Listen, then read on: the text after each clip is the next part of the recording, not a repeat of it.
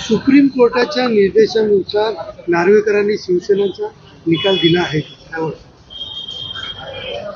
दोन निकाल दिले त्यांनी. शिवसेनेसंदर्भात एक दिला, एक राष्ट्रवादीबद्दल. कोणता म्हणताय तुम्ही? दोन्ही निकाल शिवसेनेचा. शिवसेनेसंदर्भातला जो निकाल दिलेला आहे, मूळ शिवसेना पक्ष हा एकनाथ शिंदेंना देऊन आणि शिवसेनेचं धनुष्यबाण हे चिन्ह सुद्धा त्यांनाच देऊन ही एक राहुल नार्वेकरांनी खूप मोठी चूक केलेली आहे. तर सर्वोच्च न्यायालयाच्या निर्णयाचा तो अपमान आहे. त्यांनी ज्या काही महत्त्वाच्या न्यायिक गोष्टी ठरवल्या होत्या त्याच्यामध्ये दोन गोष्टी महत्त्वाच्या होत्या की भरत गोगावले यांना व्हीप म्हणून मान्यता देणं बेकायदेशीर आहे असं सांगितलं होतं, आणि एकनाथ शिंदे यांना गटनेता म्हणून मान्यता देणं हे सुद्धा बेकायदेशीर आहे सांगितलं होतं. आणि सगळ्यात महत्त्वाची बाब लक्षात घेतली पाहिजे की 10 शेड्यूलनुसार पक्षांतर बंदी कायद्याचं हे प्रकरण असल्यामुळे हे प्रकरण राहुल नार्वेकर यांनी शेवटचा निकाल द्यावा म्हणून त्यांच्याकडे पाठवलेलं होतं. जेव्हा सर्वोच्च न्यायालयाचे सरन्यायाधीश आणि 4 अत्यंत अनुभवी न्यायाधीश असे 5 न्यायाधीशांचं बेंच हे सांगते की हा निर्णय तुम्ही द्यायचा आहे कारण की हे पक्षांतर बंदी कायद्याचं प्रकरण आहे, आणि राहुल नार्वेकर मात्र म्हणतात की पक्षांतर बंदी कायद्याचं प्रकरण नाही, त्यामुळे कोणीच अपात्र नाही. हा निर्णय पूर्णतः चुकीचा आहे, दिशाभूल करणारा आणि बेकायदेशीर आहे. कारण की आपण एक प्रश्न राहुल नार्वेकर यांना विचारला पाहिजे की जर हे प्रकरण पक्षांतर बंदी कायद्याचं नव्हतं तर मग राहुल नार्वेकर यांना निर्णय देण्याचा कोणताच हक्क राहत नाही. त्यांनी ते प्रकरण सरळ एका ओळीचा आदेश देऊन परत सुप्रीम कोर्टाकडे पाठवायला पाहिजे होतं की हे प्रकरण पक्षांतर बंदी कायद्याचं नाही, त्यामुळे मी डिसाईड करू शकत नाही. संपूर्ण निर्णय त्यांना घेण्याचाच हक्क नाही आहे. आणि म्हणून मला वाटते की जसा निर्णय त्यांनी शिवसेनेच्या बाबत दिला तोच राष्ट्रवादी मूळ पक्षाबद्दल दिला आणि संपूर्ण बेकायदेशीरता प्रस्थापित करण्याचा प्रयत्न त्यांनी केलेला आहे. हे उद्धव ठाकरेंना राजकीय पक्षाचा व्हीप सुद्धा मिळेल, राजकीय पक्ष सुद्धा परत मिळेल आणि शिवसेनेचं धनुष्यबाण सुद्धा परत मिळेल. सर्वोच्च न्यायालयाचा जो निकाल आहे त्याला अनुसरूनच पुढचा विचार आता सर्वोच्च न्यायालयाला करावा लागेल, आणि त्यामुळे एकनाथ शिंदे हे गटकेचे राजे आहेत असं आपण समजू शकतो. आपण जर बघितलं तर उद्या विशेष अधिवेशन घेते मराठा आरक्षण करता. तुम्हाला खरंच वाटतं का हे अधिवेशन घेतल्यावर आरक्षण हा विषय तिकडचा सुटेल, ज्या प्रकारे कायदा आहे त्याप्रमाणे? मुळात जरांगे पाटलांची कोणीतरी दिशाभूल केलेली आहे किंवा त्यांचा कोणीतरी मराठा आरक्षणाचा विषय पुढे करून वापर करत आहेत असं मला वाटते.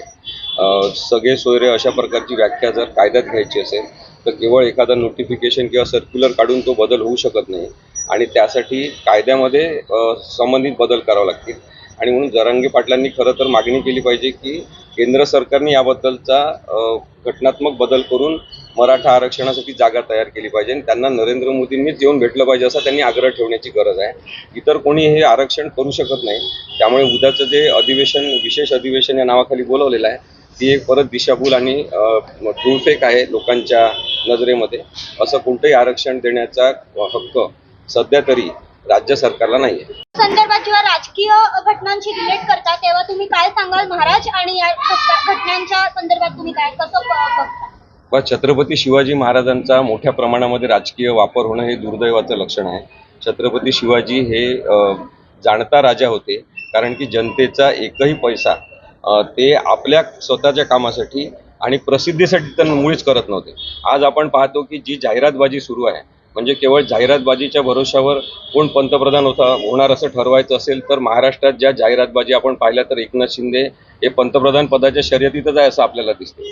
त्यामुळे छत्रपती शिवाजी महाराज असते तर सगळा रोष त्यांनी सर्वात पहिले एकनाथ शिंदेवर व्यक्त केला असता, देवेंद्र फडणवीसांवर व्यक्त केला असता, सरकारच्या या जाहिरातबाजीवर केला असता की सामान्यातल्या सामान्य माणसासाठी पैसा खर्च करणं आवश्यक असताना तुम्ही जाहिरातबाजी कशी काय करू शकता?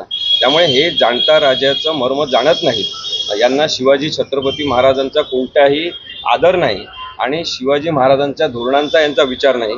यांना म्हणून फक्त शिवाजी महाराजांना घोड्यावर बसून त्याचं भावनिक राजकारण करायचं आहे, आणि महाराष्ट्रातल्या जनतेला आता हे दिसायला लागलं. हे सरकार लवकरच पडेल, लवकर पैसे दोनदा म्हणते, परंतु नेमकी कुठलीही भूमिका अजून ते स्पष्ट करू शकले नाही. तर खरंच त्यांच्या बोलण्यामध्ये तथ्य आहे का?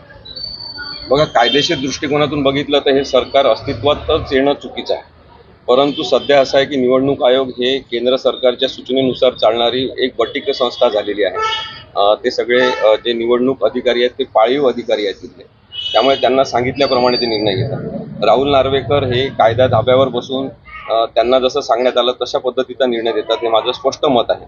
आणि म्हणून सर्वोच्च न्यायालयाकडून शेवटची अपेक्षा केली जाऊ शकते, जिथे हे सगळे निर्णय हाणून पाडले जातील आणि कायदा प्रस्थापित केला जाईल. कायद्याचं राज्य प्रस्थापित करणं म्हणजे मूळ शिवसेना आणि मूळ राष्ट्रवादी शरद पवारांची यांना पुन्हा एकदा कायदेशीरता प्राप्त करून देणं ठरणार. तर नाही, त्याचा आतापर्यंत काँग्रेस महाराष्ट्रातला एकमेव पक्ष होता जो फुटला नव्हता, पण त्यांनी अशोक चव्हाणांना आपल्यामध्ये आता घेतलेला आहे. आणि मला असं वाटते की काँग्रेसमुक्त राजकारण करायचं असं जे स्वप्न दाखवत होते भाजप, तर ते काँग्रेसयुक्त भाजप आता झालेली आहे. आणि काँग्रेसच्या जेवढ्या लोकांना आणि इतर पक्षाच्या जेवढ्या लोकांना भाजपने घेतलेलं आहे, एकनाथ शिंदेसह ज्यांना ज्यांना भाजपनी आपल्या जवळ बसवलेलं आहे, ते सगळे भाजप पक्ष याच्यानंतर फोडण्यासाठी मुख्य कारणीभूत ठरणार. आणि ही खूप मोठी डोकेदुखी भाजपने घेतलेली आहे.